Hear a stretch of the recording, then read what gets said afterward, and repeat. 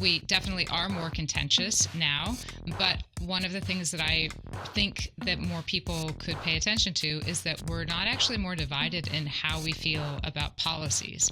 So this term polarization, it gets bandied about, as well it should, but we're not actually more polarized than we used to be. Polarized means feeling more extreme in your viewpoints, like being more extreme in your views on gun control or immigration or whatever.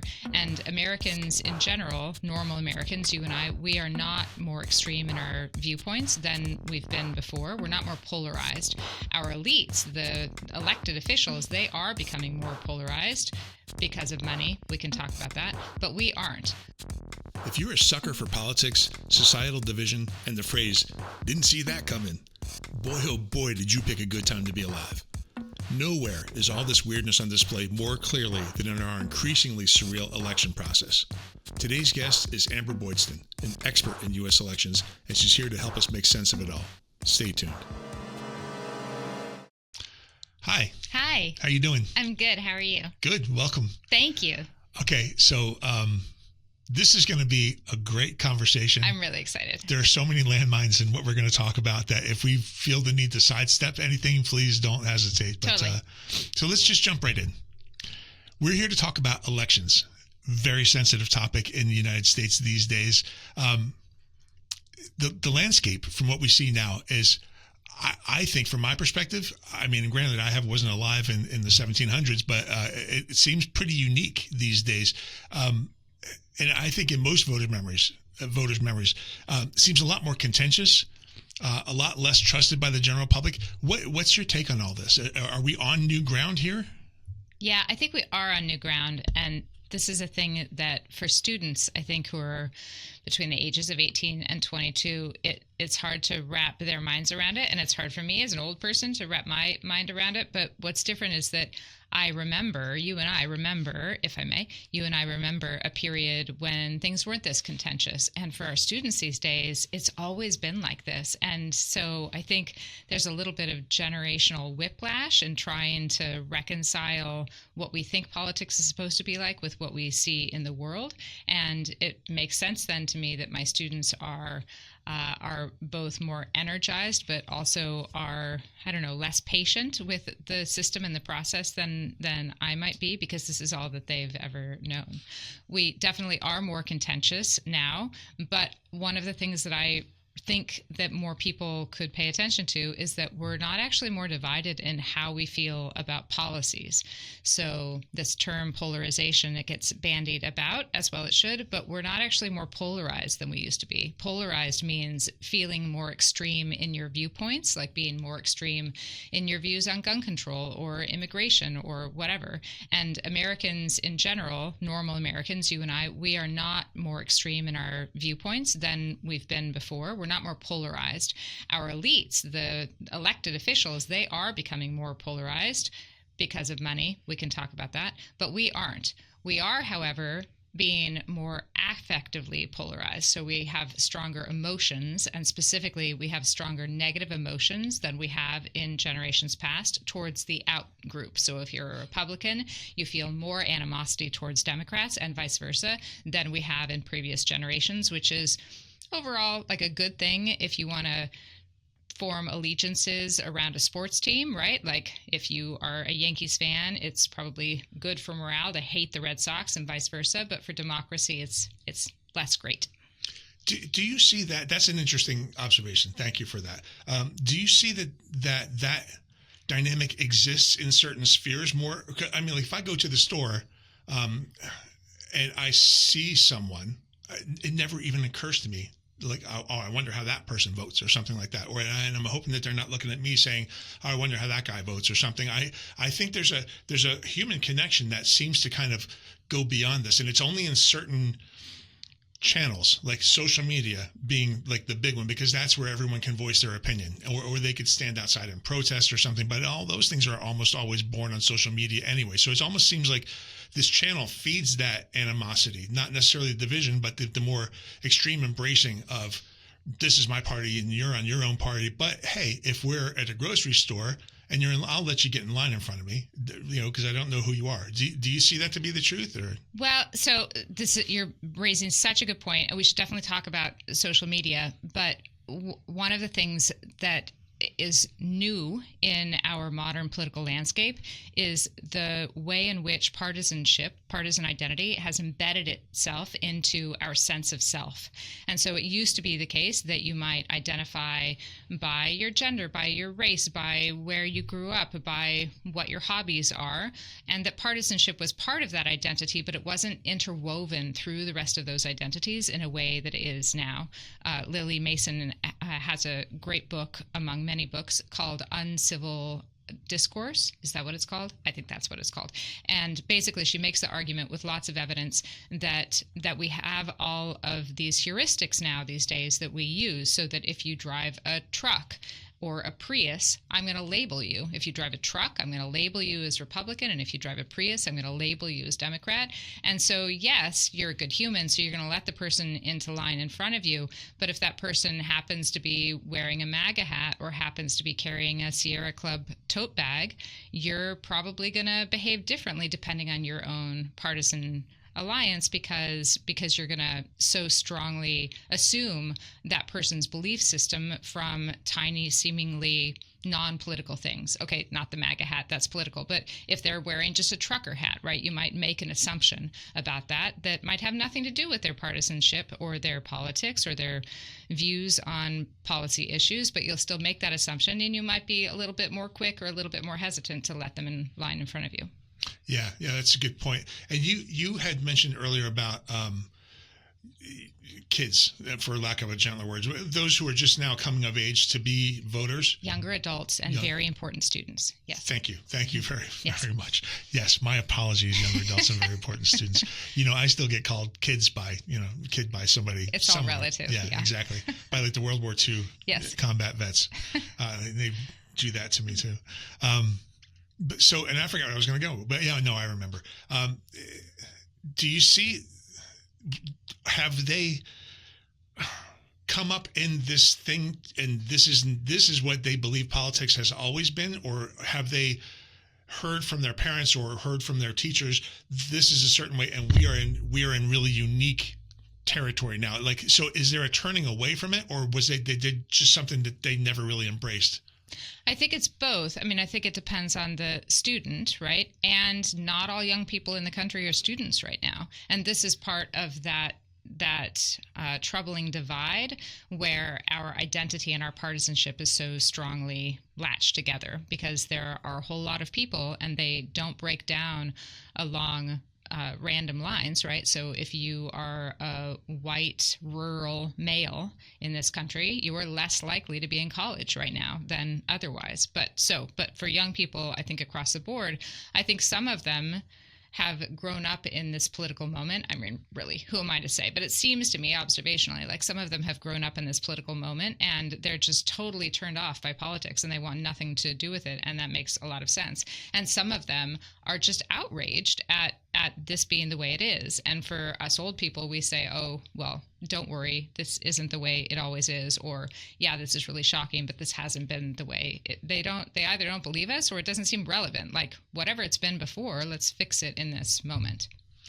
But regardless, it seems to me that their perception is that the present is troubling and needs fixing. And they and to their great credit, I think, because I see such a groundswell that happening at their level, that they're willing to actually do the work it takes to change the system. I think that's right. And I think as divided as we are, I think that everybody agrees right now, maybe not everybody, but I think most people agree that things are not great right now, and that the divisiveness is really too bad. I wanted to say something else, though, if I may, about the example of the letting someone in line with you at the grocery store. So this is a little side quest we're going to go on, but I think it's important. So years ago, Robert Putnam, a political scientist, wrote a book called Bowling Alone. And basically his point, I'm summarizing here, is that things like bowling leagues, which used to be a thing, and now, like, I don't know, pickleball leagues, these are really important non-political spaces, and it's really important to have someone on your bowling team or your pickleball team that maybe doesn't share your political alliance, because then you're able to empathize with that person and put yourself in their shoes and reach across the aisle. And he was lamenting in this book from however many years ago that we were decreasing in those non-political forms of civic participation, and I think that is true. So fast forward.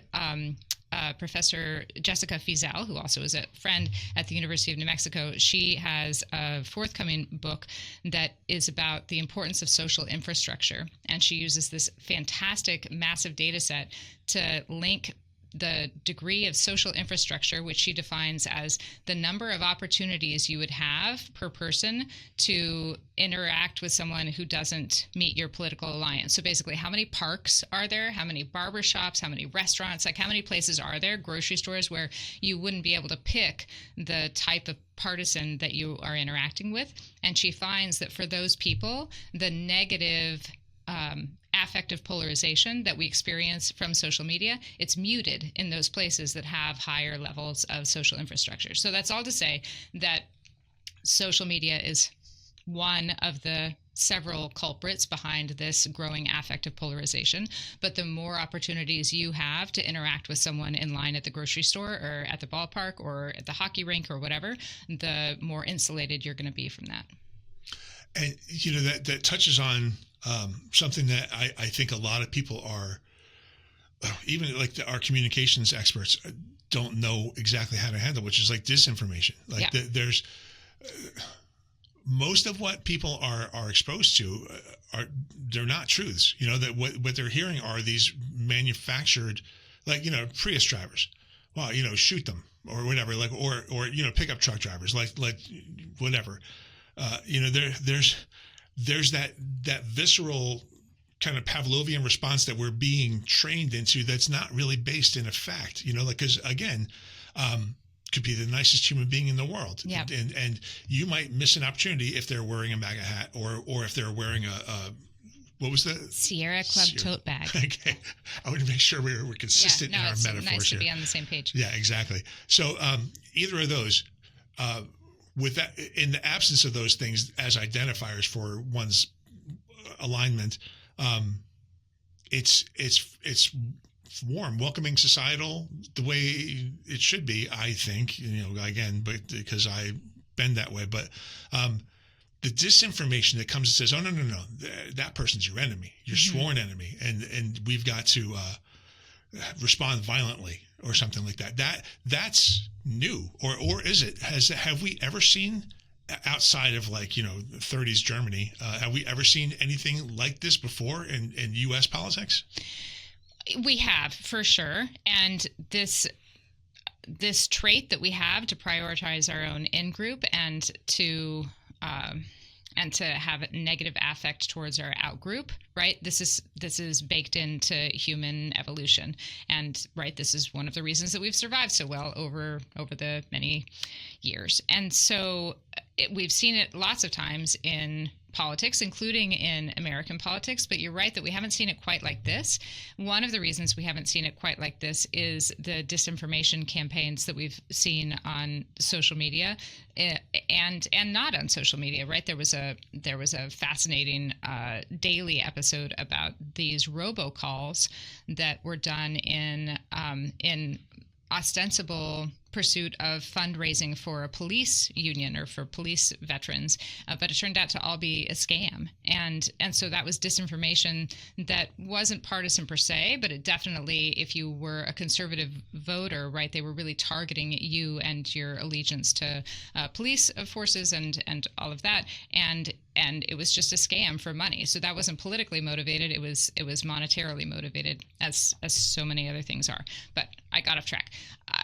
I think one of the things I completely got off track. I've forgotten what we're talking about. What are we talking about? We're talking about are we on fresh snow, virgin snow, as far as disinformation? And you're saying no, it's part of who we are.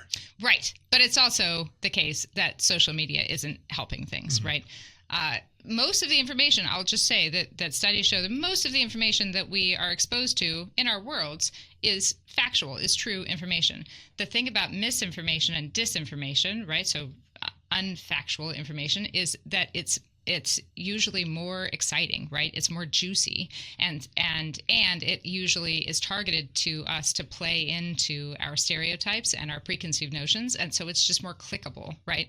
And so that makes us all more susceptible to it, especially older people, right? Especially like my parents' generation, they didn't grow up with this stuff. I mean, neither did I really, but they really didn't grow up with this stuff. And so expecting them to differentiate between a fact-based source and a non-fact-based source on TikTok is just like impossible. Whereas young adults these days, right, including our students, they have this uncanny ability to suss out usually like when something is fake and when something is not fake.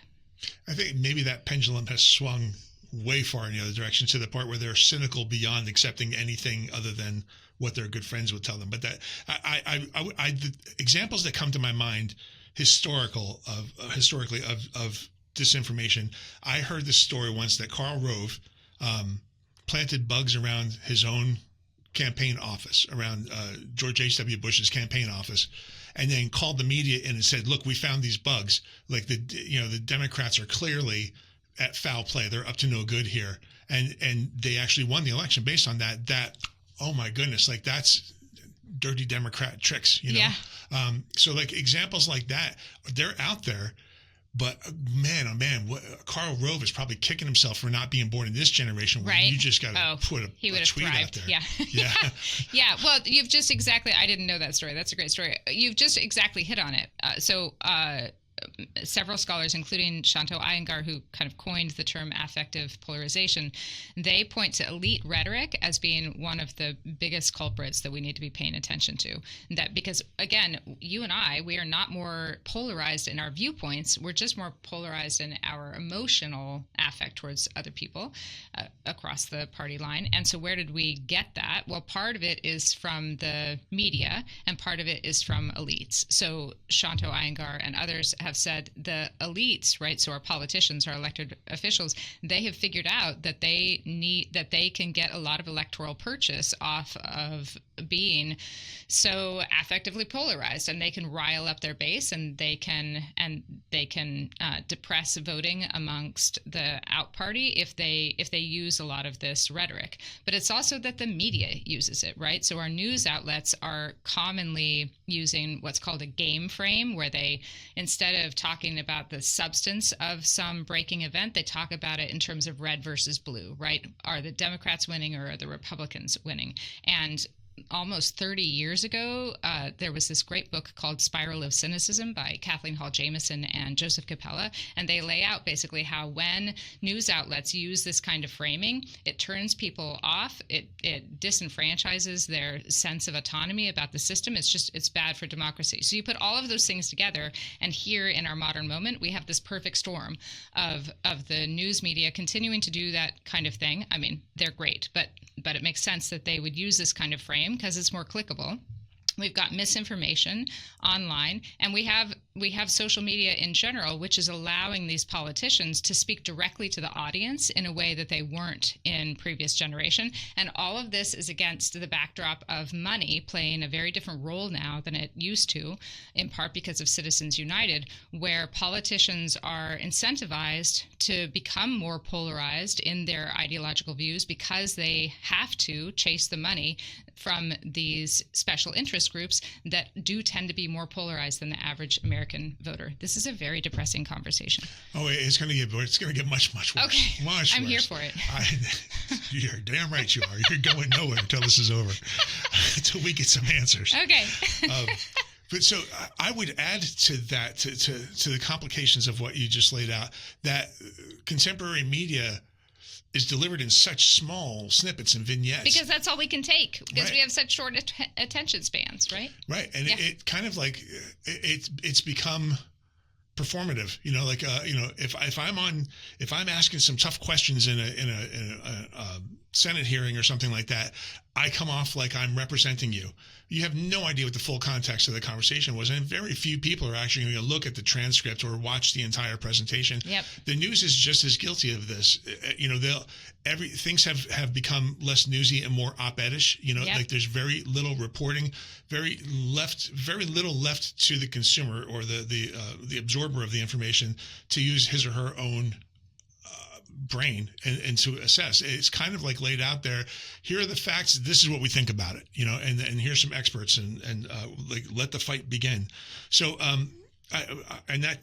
apologies. That's me going down my own little rabbit hole. I do want to get to the point, because in considering all of these things, you would think that would be reflected in a decrease in people showing up and voters showing up. And yet we actually see there's been a pretty consistent show up of voters. Like the range, I think, is like 50 to 65%, let's just say, of eligible voters show up. And they have for the past couple of decades, like long before this, or before 2016, which I think a lot of people saw as the birth of this new generation of whatever it is that we're in the middle of.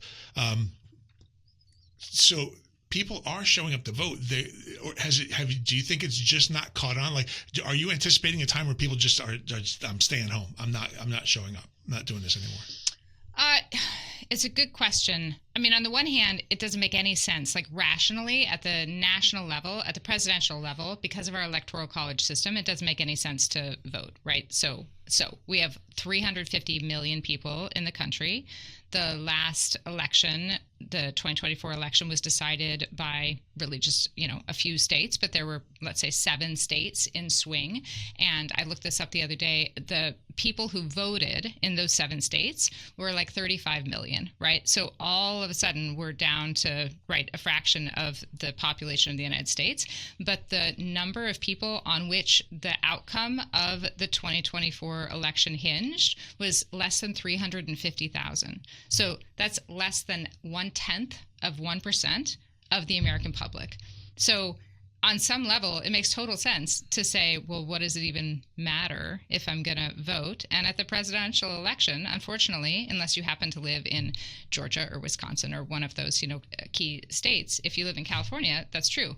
And yet, the most important items on any ballot, I would think most political science scholars would argue, are at the local level and the state level, but mostly at the local level, because there's so many things about your day-to-day life that are determined by the people who represent you at the city level and at the county level. And so you definitely should show up to the polls. And I think that Americans know that. And I think that young people these days, I think that they also know that. And they're either just tuned out because they can't take it because it's too overwhelming, or they're energized. And so, I mean, in a way, I think it's one tiny sign of how strong our norms are, that even after all of the tumult on both the right and on the left since 2016, that as many people continue to show up to vote as they do. Yeah, that's. Do you see how I framed it in the positive? I do. Yeah. See, you took us straight out of that gutter into that dangerous You're welcome. gutter. Yeah. Thank you. I feel optimistic about the future.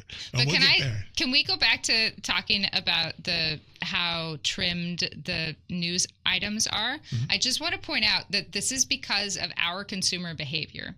So journalists, I promise, having spent a lot of my career interviewing a lot of journalists, they would much prefer to give us long-form journalism with thoughtful exposés on, considering all of the different angles of a story and let us make up our own minds. They would much rather do that. But they have learned very quickly in our digital age that some of us have time and resources and the luxury to read that kind of long-form journalism, but most of us are very busy, right? Or most of us just don't have that long of attention span because we're so sick of the political fighting, and or because we've been trained by the TikTok, llama videos, which are lovely, that we only have tiny little snippets of 30-second attention spans. And so they have adapted as we would expect them to. My point is that if we want different journalism, then we can vote with our clicks, right? Which is a little bit more complicated. We also would need to vote by paying for subscriptions, which not everyone can afford to do. But the point is that the structure, I think news outlets, most of them, are driven by genuine good journalism norms, but they're going to adapt their structure and formatting to audience demands, and we're the audience. Mm-hmm. That is my point. Thank you for coming to my TED Talk. And I would say that whole dynamic is what led to the birth of Substack, which seems to be a place where journalists who are probably frustrated because I have so much more I want to say. Yes. They won't plan. I'm going to just publish it here. If you read it, subscribe to my Substack. So I would recommend, if you are of that cut and you want to actually find the whole truth or find the whole story, go read your favorite journalists on Substack, because the stuff that they're putting out there that won't be consumed or won't be displayed by their employers is there somewhere. I think that's true. Yes. And if I may, if I could do one thing for the sake of journalism, I would buy every human in America a subscription to their newspaper of choice from among the traditional newspapers. So Wall Street Journal, Washington Post, New York Times, LA Times, whatever it is. In general, because the New York Times is so well resourced and because they generally have been pretty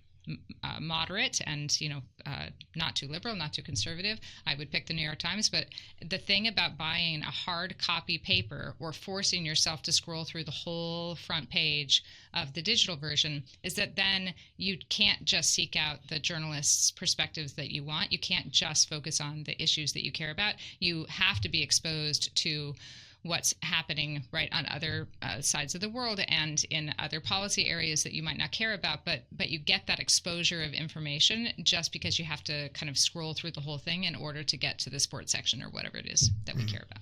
And unfortunately, I think that whole thing has become so commoditized that it's like it's papers fold, writers are discharged and now they sell mortgages or whatever with it, whatever that career evolution ends up being. But it's a sad turn of affairs. You brought us back to the gutter. I know. I'm sorry. Well, I know a lot of editorial folks who have been who are now working happily in the mortgage industry, making it's a great load of money. So yeah, it is. We couldn't have homes without them, I guess. Yeah. But the scholarship. See, you did this. The scholarship on the news deserts, right? Places in the country where local newspapers have closed down. It's really startling. So there's work by Joanna Dunaway and two co-authors that I'm not going to remember the names of, and they look at what happens to places after newspapers close, and what they find is that straight ticket voting, so basically just checking all of the boxes for all the Republicans or checking all of the boxes for all the Democrats, it increases in those places that no longer have local news outlets because you don't have anything else to go on, right? If you're voting for the local dog catcher, which I actually don't think is usually an elected position, but if you're voting for that person and you don't know anything else about them because you don't have a local newspaper to tell you, then you're just going to vote according to your party line, which makes sense and probably not great for democracy. But I'm so glad that they're making money in the mortgage industry. That's very nice for them. Right. That is, I'm all for people living indoors and eating food. Yes. So, although, as long as you're not working for something demonstrably horrible for society like tobacco or whatever. All right. Sorry, tobacco.